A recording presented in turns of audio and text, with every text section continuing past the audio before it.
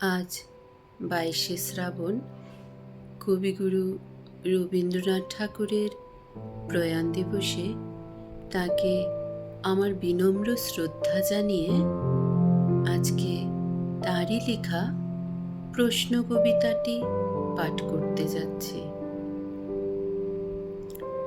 মাগো, আমায় ছুটি দিতে বল, সকাল থেকে পড়েছি যে মেলা। এখন আমি তোমার ঘরে বসে করব শুধু পড়া পড়া খেলা। তুমি বলছো দুপুর এখন শোবে, না হয় যেন সত্যি হলো তাই। একদিনও কি দুপুর বেলা হলে বিকেল হলো মনে করতে নাই?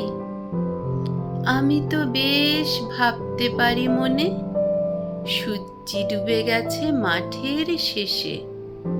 বাগদি বুড়ি চুবড়ি ভরে নিয়ে শাক তুলেছে পুকুর ধারে এসে।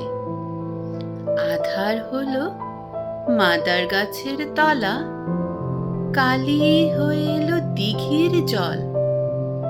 হাটের থেকে সবাই এলো ফিরে, মাঠের থেকে এলো চাষির দল। মনে কর না উঠল সাঁঝের তারা, মনে কর না সন্ধে হলো যেন। রাতের বেলা দুপুর যদি হয়, দুপুর বেলা রাত হবে না কেন?